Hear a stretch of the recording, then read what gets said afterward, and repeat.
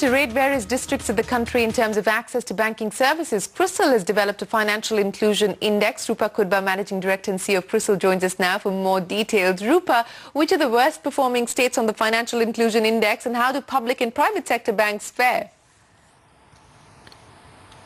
What we have done in this initial exercise of CRISIL Inclusix is to compute financial inclusion at the level of each of the 632 districts in the country.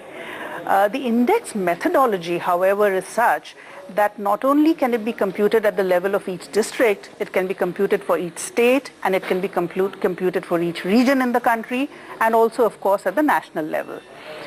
The methodology also enables us to compute the financial inclusion score for each bank. What we've done at this point, however, is done it at the district level. As and when we complete the exercise for individual banks, we'll be in a position to talk about it. Coming to the states and which ones are performing better and which ones are coming out with lower scores, the All India average score is 40.1 on the CRISIL Inclusix. And the three states which are rated the highest or have the highest score are Puducherry, Chandigarh and Kerala. And the ones with the lowest scores are Manipur, Nagaland and Bihar. What distinguishes the states which are coming out with the lowest scores? I think three things.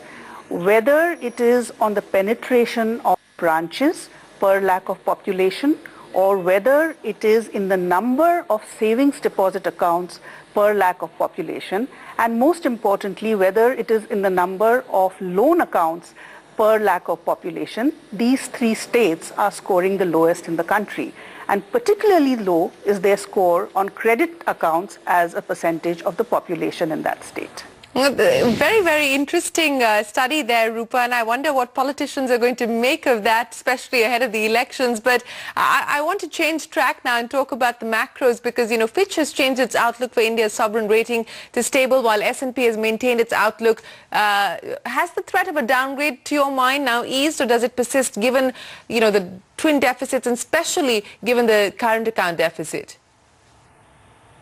I can't comment on the sovereign rating because that is not something that CRISIL does. But I can comment on the outlook that we have for the economy and what the key issues that the economy is facing at this point are. The first is the issue of economic growth.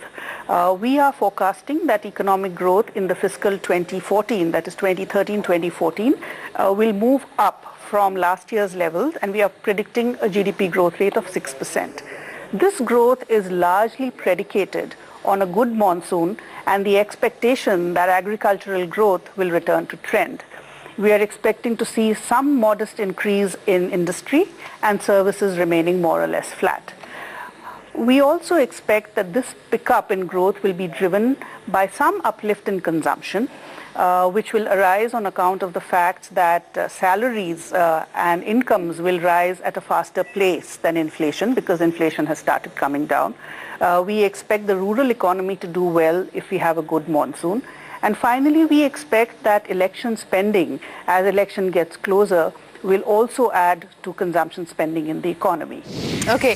Rupa, you know, the weak rupee is constricting the Reserve Bank's monetary policy space. The markets expect at least 2 more rate cuts this year, or at least are hoping for 2 more rate cuts.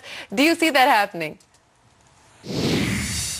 We are forecasting that the RBI will do another 25 to 50 bips rate cuts in multi-steps before March 2014. Okay, so that's the CRISIL forecast. A very, very interesting conversation. Rupa Kudba, congratulations on being able to put that financial inclusion index together. Very, very interesting indeed. Thanks very much for joining us.